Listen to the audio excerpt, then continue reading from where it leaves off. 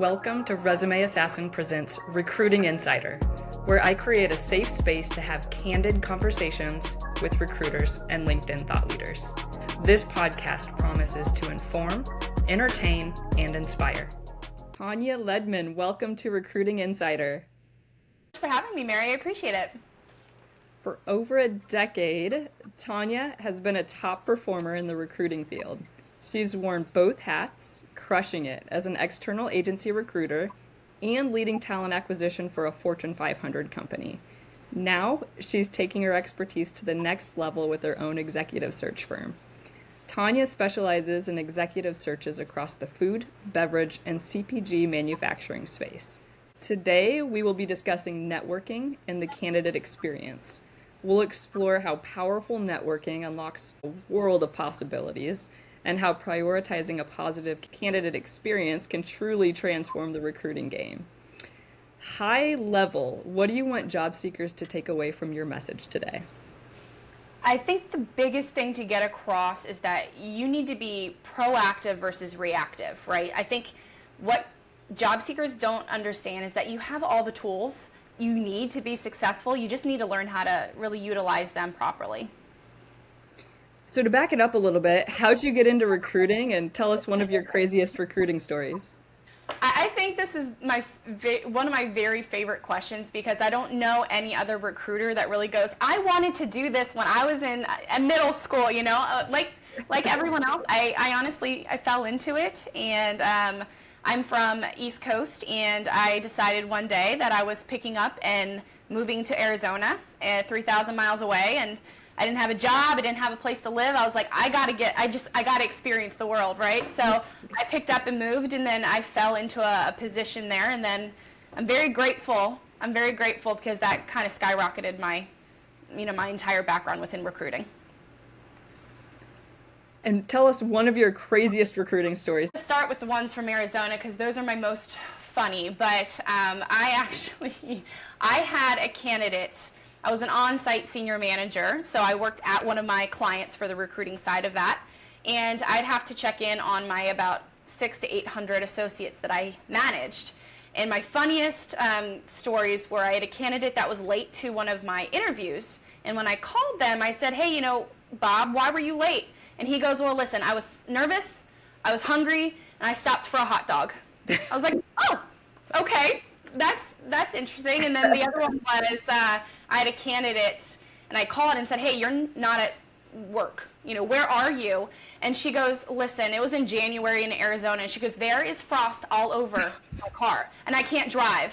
And I said, oh, honey, I'm from the East Coast. You got to blast that heat and get to work. Oh, man.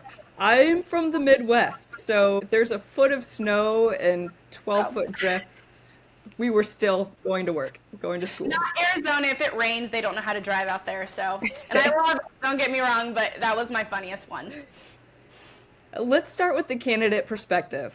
How can job seekers leverage networking to really gain a competitive edge in today's market? Yeah, it's a great question. I think that networking is really underutilized, right? They find that it takes a lot of time. And in this kind of society, we want a microwave experience, right? We want to push a button and we want to have it done. And networking is not that way. So, the biggest thing is a lot of them are uncomfortable. Same as I think COVID changed a lot of that. We do a lot of video calls now, and I think that helped ease that. But, especially for introverts, it's very hard to get on a call that you don't know anyone and do a face-to-face interaction. But they think it's a means to an end, like finding a job or getting a sale, right? They think they're going to do it once and they're going to be done, but that's underutilized and often overlooked because it stops there and then you don't gain the rest of the benefits going forward.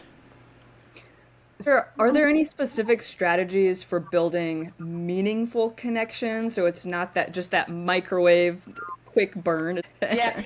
It's about clear strategies, and that's often where networking kind of gets pushed to the side because they do it once and then they expect results and it doesn't happen. So it's setting up the strategy behind, I'm going to reach out to this person, I'm going to do a warm connection, I'm going to introduce myself, and I'm not going to bug them, that I'm just going to touch base with them, and it's coming back around in 3 months and saying, hey, we connected in May. I'd love to have an opportunity to just get to know you a little bit more. If there's opportunities at your company, I'd love to be considered.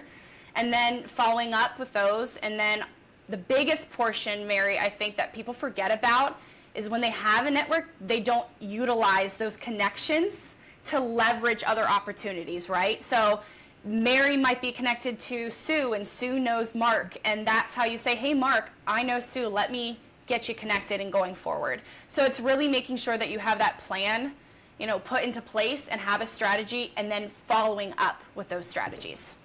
Absolutely. It's the first degree connection, the second degree connection, the third degree connection. You never know what might lead to that next opportunity. How can our listeners really strategically target their network to connect them with the right people who might help them find that next opportunity? This is one that I go back and forth because I feel bad sometimes putting all my eggs in one basket, but LinkedIn is where I find 86% of my placements.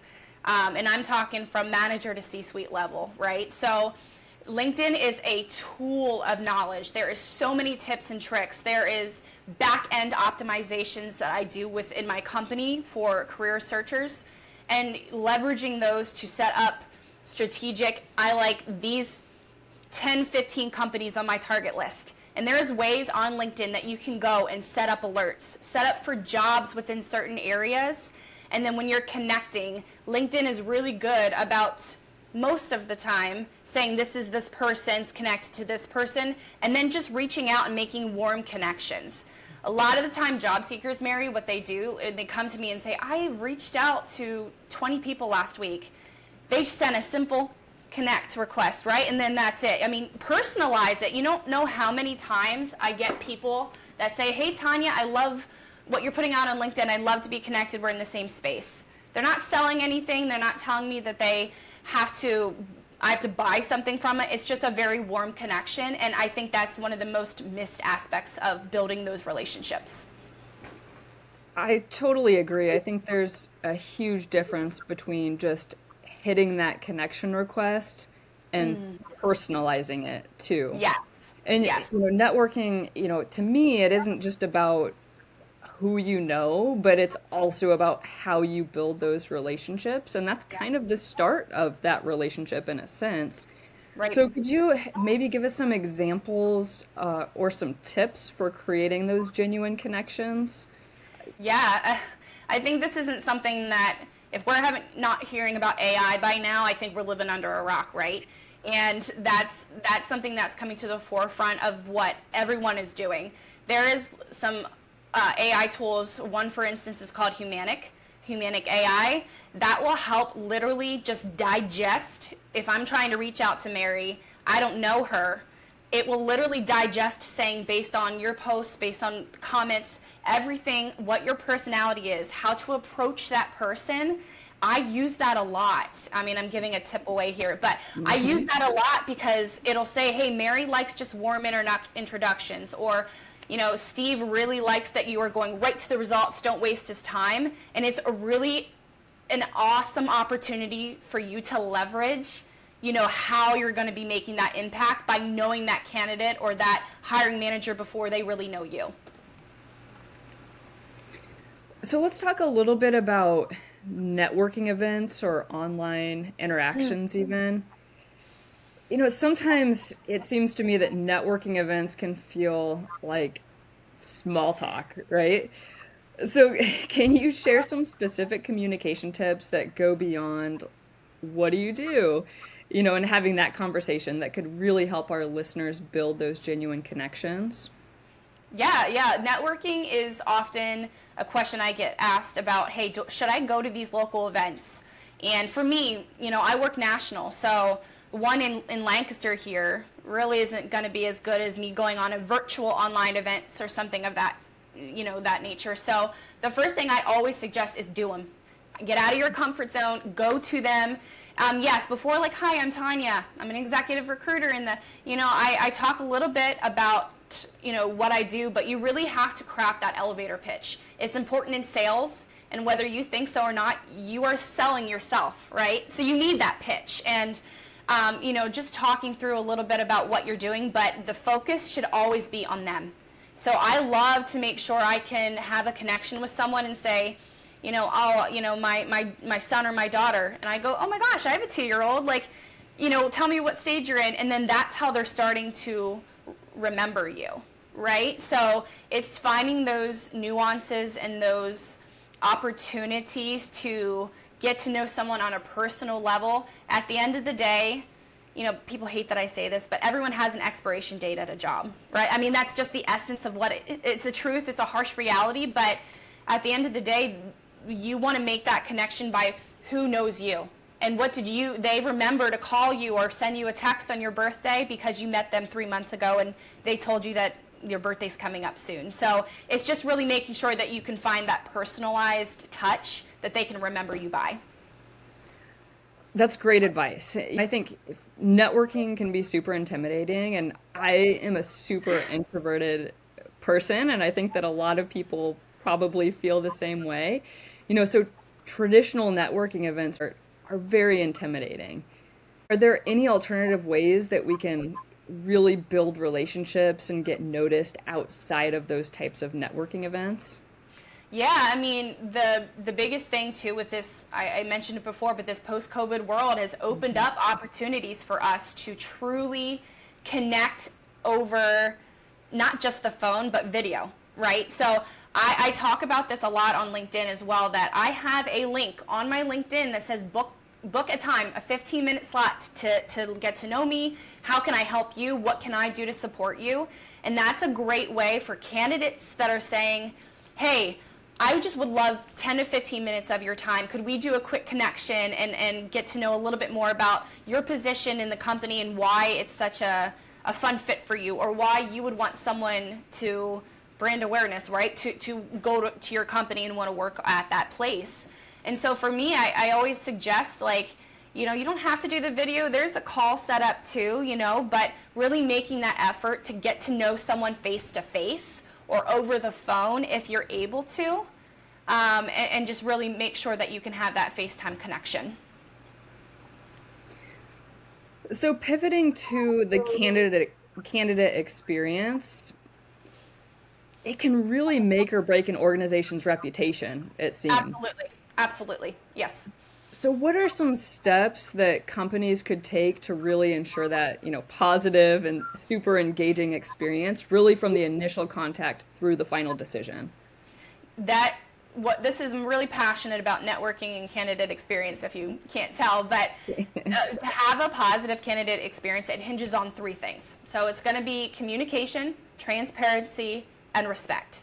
That goes both ways, and oftentimes I think not consciously, but subconsciously, clients will say, well, I need this from the candidate. But you have to remember that if they're respecting your time, you have to respect theirs too, right? So, I think it's about keeping the candidates informed throughout the process. Communication, I'm maybe sometimes an over communicator to the point of I'd rather not have someone sit and not think I forgot about them.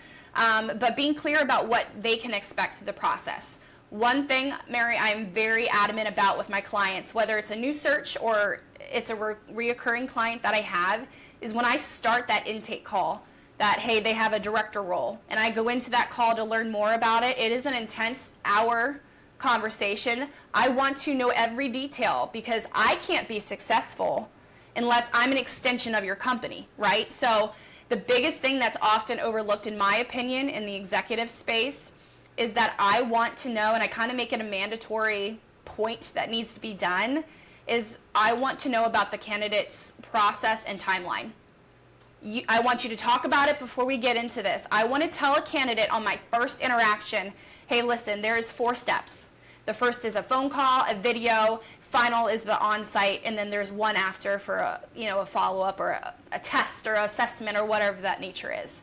So respecting that, I can tell them, this is hopefully looking like it's going to be about a 5-week process, a 2-month process, gives the clients and candidates that space and time to appreciate that this is what you're investing in the long term.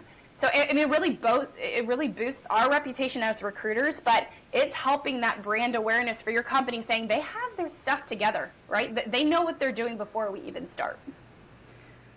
I love this. And that's an underlying theme that I've uncovered from a lot of recruiters that I've spoken with lately, the importance of transparency and Yes. communication.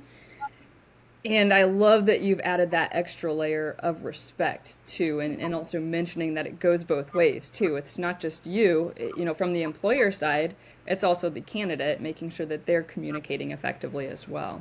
When they're hiring a recruiter, and I'm an extension of their company, I'm a consultant, right? I mean, at the end of the day, that's what we are. Recruiters are consultants, and a good consultant, a good recruiter, challenges respectfully, and may have to challenge that client or that candidate and say, hey, wait a minute. But oftentimes I've had to go to my clients and say, listen, this is what you said, and you're prolonging this 3 weeks. These are the things that are going to happen from this. Are you okay with that, or can we pivot?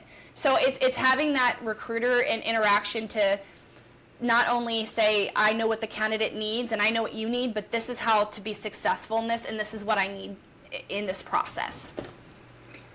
It's kind of a fine line that you're towing, advocating both on the behalf of the client and candidate.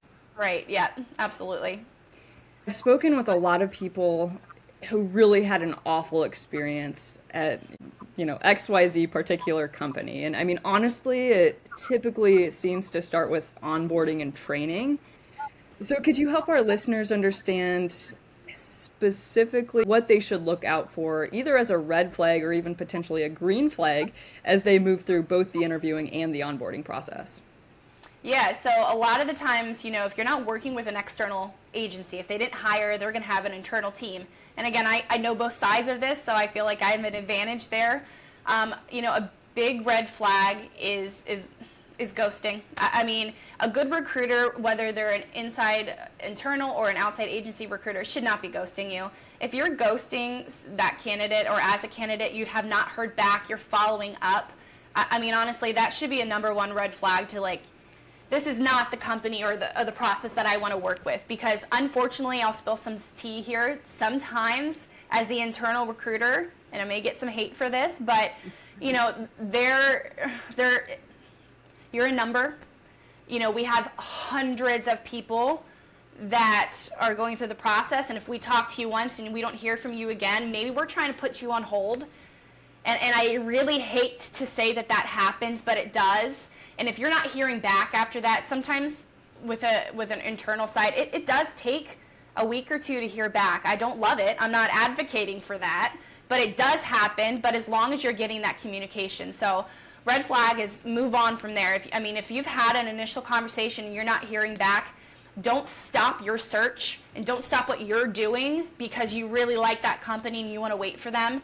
I will tell people all the time, I know my internal agency boss probably didn't love that I said this to candidates, but even internally they say, hey, Tanya, should I take that call? Like, I'm in first steps or second steps with a company, but someone else reached out to me, and I say, yeah, absolutely. I would tell you, Mary, to do it. I would tell my boss to do it. You need to be, that knows your market value. That helps to say, hey, I'm in demand, and I have other things that are going for me. So I would say, yeah, the red flag, ghosting. If you're having other people reach out, green flag, you keep going and you step through that process. Yeah, I think it's interesting, that you mention as an internal recruiter, sometimes it just seems like these candidates are a number, and it's hard not to, especially in today's market where there may be 500 people applying to one position. One job. Yeah. One job. So how can companies improve that communication with candidates throughout the entire process, even if ultimately they aren't selected for the role?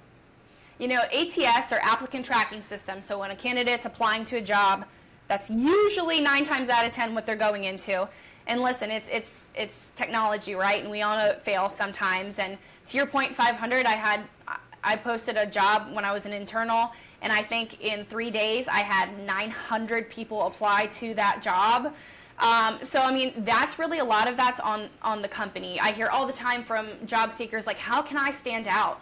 I applied and I'm waiting. Your resume is big important. I know that you do this as well. Your resume should be in a good format that is highlighting your quantifiable data, your accomplishments, why someone chooses to be with you. But that's only the first, I only look at that and I only see that through a resume, right? So I would advocate for candidates that know that they meet that criteria. Man, I'm excited. I love this company.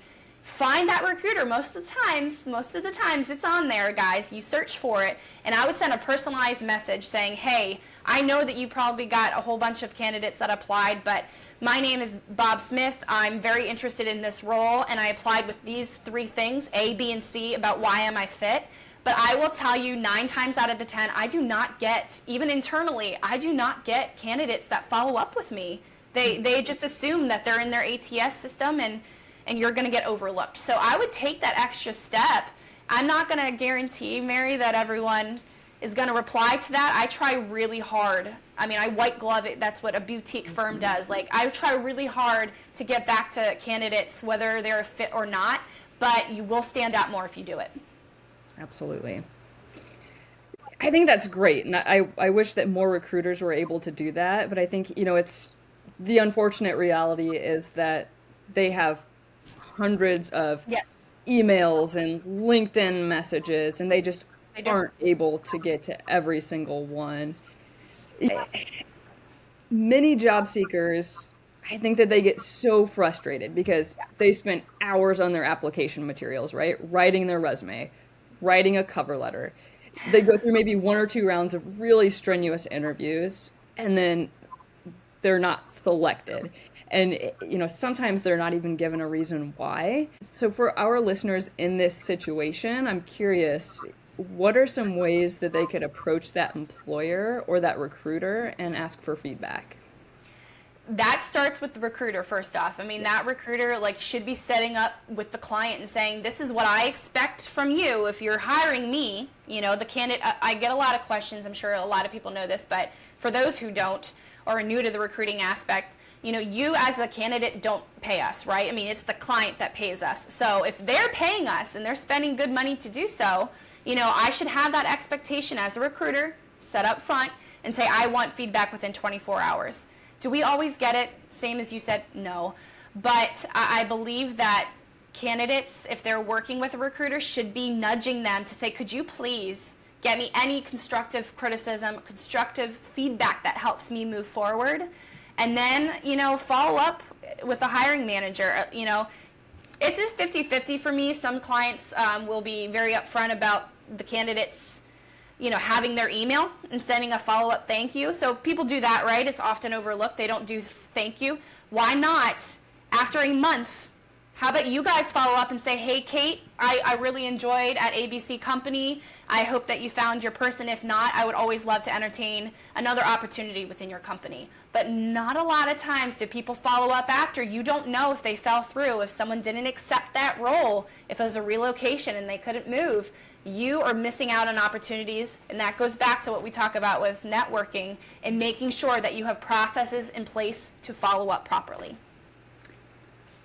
A thank you note is the least that you should be doing as a job seeker. It's the least, and I've actually seen recruiters post on LinkedIn where they recommend, maybe you could even give them a little gift or do something to go out of your way, and that'll really help you stand out. I mean, and it's not like, you need to spend $100 on giving them a gift, but maybe you get them a $5 gift card for coffee. Yeah. And they'll be way more likely to remember you and be willing to go out of their way to help you in the future as well. Yeah, absolutely. Absolutely. So going back to LinkedIn just a little bit, I mean, from the employer's side, how can recruiters and hiring managers use LinkedIn to connect with potential candidates? Yeah, this is a fun one because a lot of the times, I see candidates on there all the time, right? I have no problem getting a hold of candidates. I have a problem sometimes, I'm sure other recruiters feel this too, about getting in touch with those hiring managers. And so how do you get them in touch? And again, that goes back to being active. LinkedIn it's a social media platform, right? I mean, at the end of the day, whether you like social media, and I don't typically, but I'm on it all the time with LinkedIn. That's probably the one that I use. But It's algorithm based. So the same thing if we're doing it reverse wise. For the LinkedIn, it goes both ways, right? So same for candidates doing that and networking. The client side has to as well. There's opportunities with corporate LinkedIn recruiting. They'll have corporate licenses that are very expensive that candidates aren't going to have. So that opens up that pool for them, and they're able to not do as much of the networking from a Mary to Tanya, but from a Mary to Ledman and Associates kind of thing. So they have those opportunities there to have those licenses open that up. And almost all corporate positions I've ever worked or worked with have those licenses, and they'll open up different pools for the candidate side. But again, the candidate needs to be active, right? So that's where I'm going to go back to being active on LinkedIn and networking. Candidate ghosting can be super frustrating, and we already briefly talked about this, but what are some strategies to ensure that candidates remain engaged throughout the entire interview process, even if they haven't received a final offer yet? That's going back to those 3 pillars of making sure the communication is the top pick there. So, for a good recruiter, and there are a lot of bad ones that give us some bad names, and I'm so sorry for those of you who have kind of X-nayed us thinking I can't work with another recruiter, but there are good ones out there, guys. There really are. And a big portion of that is making sure the communication and aspect of those open lines are there. We walk a very fine line as recruiters, right? We know information from the client, we know information from the candidate, and we have to be sensitive, human resource, HR-wise, on how we're doing that. But the communication aspect, I won't lie. I won't. I'll be very upfront and honest about, this is the process, or this is what I heard. This is what I'm gathering from either end of it without making sure I don't spill any sensitive information. But that communication of saying, hey, I'm going to touch base with you in 2 weeks. And then I still set a reminder as a recruiter. And if it's a week before I said, I reach out to Anastasio and say, hey, Anastasio, it's still 1 more week. Nothing has changed. I just wanted to keep you in the loop. I mean, taking that extra step as recruiters, you have put yourself in the position of those candidates. I mean, we've all been without a job, right? I mean, it sucks. It's not a fun position. You are scared. You are maybe have a family to support. You're worried about how you're going to feed your family, so you need to be easing these candidates, whether it's an hourly position all the way up to C-suite, and the communication has to be your number one form of that honesty and respect. I love that. Empathy goes a long way. If you put yourself in their shoes, you can understand what they're going through. Yeah. Right, but there's no way. We haven't. We may not have been let go from a job, but we've been in between jobs. Most people have had multiple jobs at least, so we can put ourselves into that situation for sure. Time for a few rapid fire questions. Oh boy, all right. How many emails do you get per day? Whew, 25, 30, 40. What about LinkedIn messages? Oh my gosh, I'll say a lot of them are like salesy people that we talk about that we don't want to be like. But LinkedIn messages, I will probably get, you'll be surprised that it's less. I usually get maybe 15 to 20. I don't get as much. People don't reach out. What stands out to you during a 5-second resume scan? My 5-second scan is I'm going to look at what company, by what position that they have, and if they have multiple, like you've been promoted, a lot of the times candidates will take that off and make it smaller on their resume, right, just so they can fit it in. No. If I see 3 different times that you've been promoted, that's going to get my attention.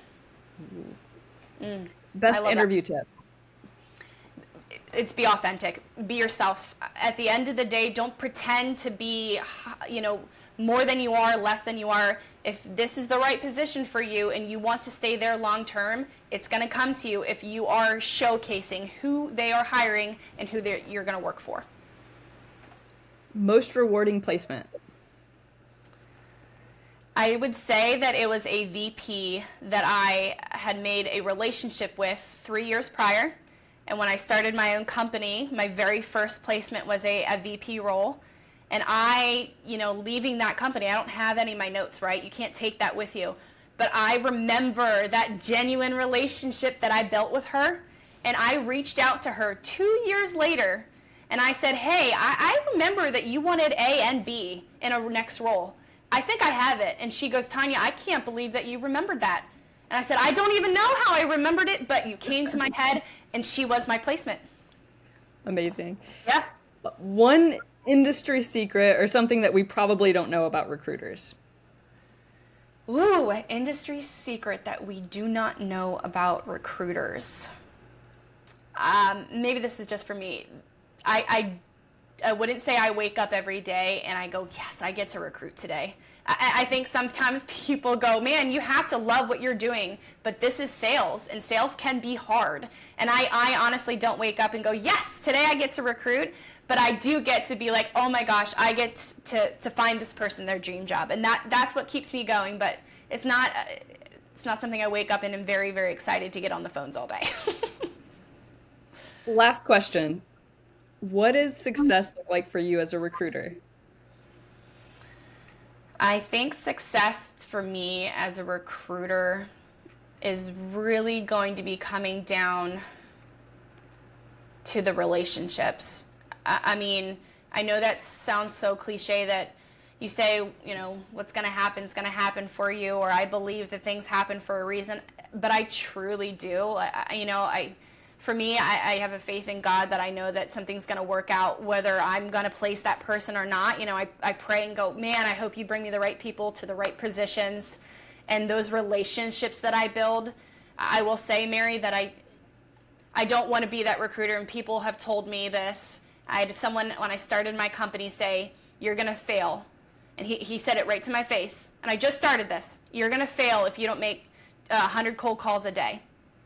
And as someone who just started a company and I'm the breadwinner of my family, you know, I go, that's not what I wanted to hear.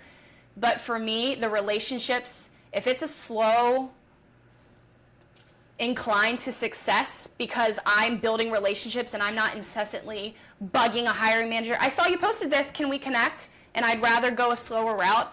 I'm okay with that, knowing that that's the reason I'm going to be building those successful placements and successful opportunities with clients.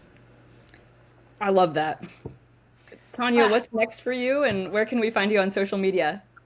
Yeah, and next for me is, you know, I'm just continuing to build brand and build my business up. And then you can find me LinkedIn. I'm very active. Mary will see that all over the place. I preach, you know, I do what I preach. And so LinkedIn, I have a company page there as well. I'm on Facebook and Instagram, though they're not my go-tos. And then you can always find me on my company website as well, ledmanassociates.com. Thanks for coming on. Absolutely. Thanks so much for your time, Mary. I appreciate it. Thanks for listening. I will be releasing episodes every Monday, so be sure to subscribe on the platform that you are watching this, give it a 5-star review, and we'll see you next time.